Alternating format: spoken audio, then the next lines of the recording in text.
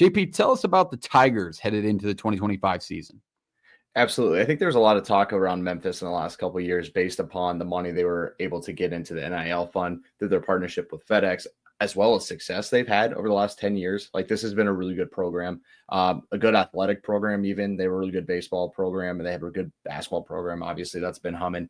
But football-wise, last year it felt like things kind of fell off and just didn't hit the expectation from this fan base. And there's a real fan base in Memphis that wants the Tigers to do well and expects competing for a conference title and winning conference titles. So I think that's something to outline there for sure. It's reload and retool. It's a lot of portal. That's kind of, how Silverfield's made his money. They're going to go and they're going to get guys that fit the scheme. They're going to get guys that, maybe other American Conference teams can't get talent-wise. There's a couple sprinkled in throughout the conference that can go get guys similar to what Memphis can do. But they also bring in a ton of really good high school recruits through everything. And it's been kind of one of those things where you look at it from the outside and how has this team not won a conference title in a little bit? And I think that's part of the fan base's frustration with it. Although Ryan Silverfield seems to be the right hire. It's been working out well. Ton of stars and talent have come through there. But we talked about Fireworks Parks, let it off, talking about the offense a little bit. So we'll start there because it's kind of been the MO of this team. New quarterback here, no more Seth Hennigan. You're going to have to deal with Brendan Lewis, a transfer from Nevada.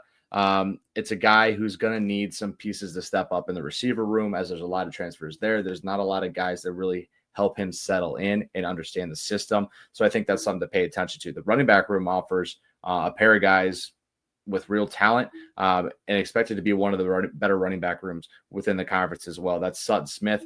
Missed pretty much the entire year last year. Got hurt, I think, like on the first drive, game one a season ago. And then I'm going to slow down and hit this name, Greg DeRosier. I think it's DeRosier.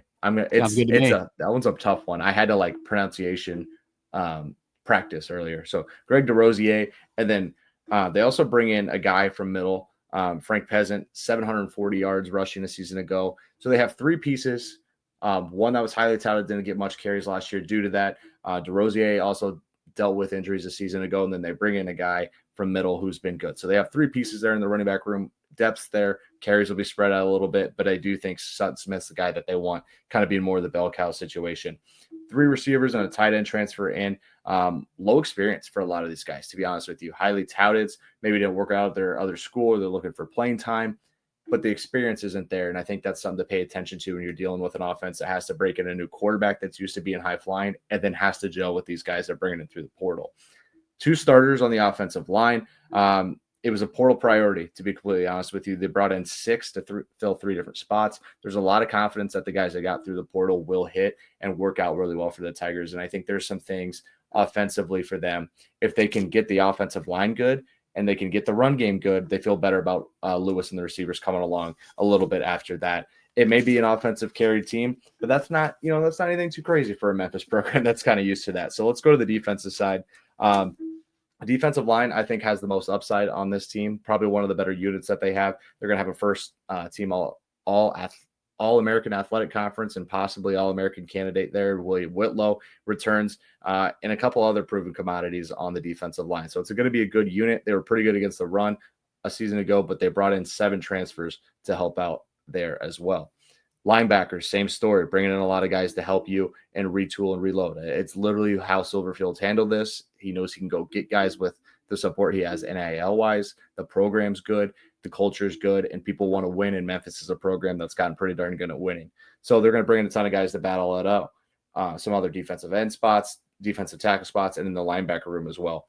Here's the bigger worry for me, and I think where this gets tough being in the American Athletic Conference. The secondary wasn't great a season ago. Ton of guys leave.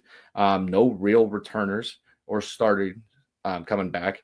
It's going to be tough. I do think that the guys that they brought in, again, talented, but not a lot of experience and unproven, and that can be a tough one for you to get over when you're dealing with the likes of North Texas, a UTSA, or,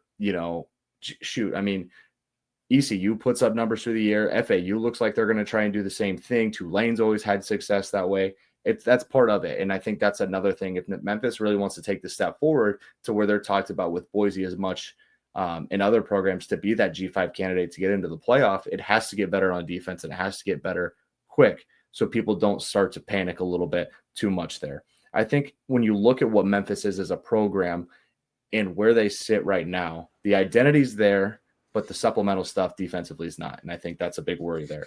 Scheduling, you got Troy and Georgia State out of the Sun Belt. Go pick your bottom feeders out of the Sun Belt.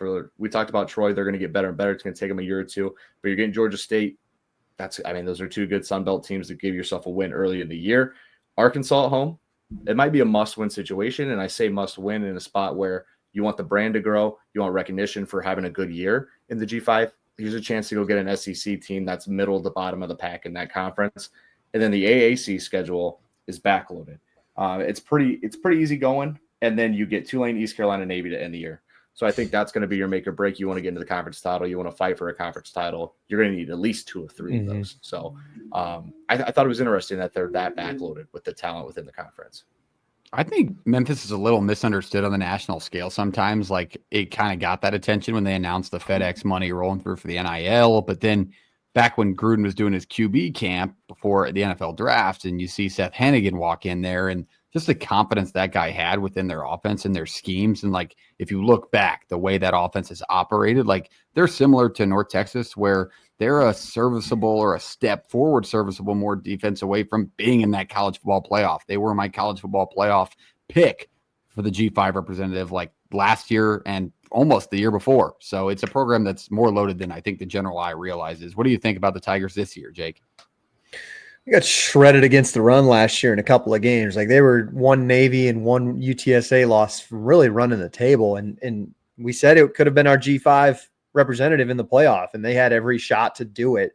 This year, it's interesting, man. Like, they got some dudes at linebacker. Like, they got UAB's best linebacker, Nevada's best linebacker, like Virginia Tech's linebacker who started for him for a ton. And then you get Whitlow on top of it. It's just like, can the secondary pan out? But I mean, I have confidence Brendan Lewis will come in and put up numbers. So I think that the offense will be just fine. I know you lose an all-timer in Hennigan, but it still comes down to the defense for me on if they can get this done. Like, fellas, they went into Tulane and kind of slapped them around that second last week of the year. Like, that's what Memphis can be at its best, but we've also seen them, at their lower points.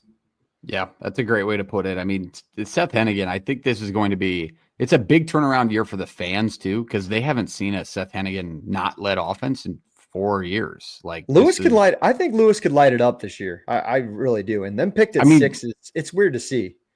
I mean, people forget about that quarterback battle going on in Nevada last year. Like, the conversations around who was going to start for that team. Was it going to be Chubba Purdy, the Nebraska transfer, and then Brendan Lewis? It was like never wavered. Like, he was the captain of that team. He was going to be their guy. So he's definitely have the ability and the ceiling to do so. So we'll see if that pans out for Memphis this season.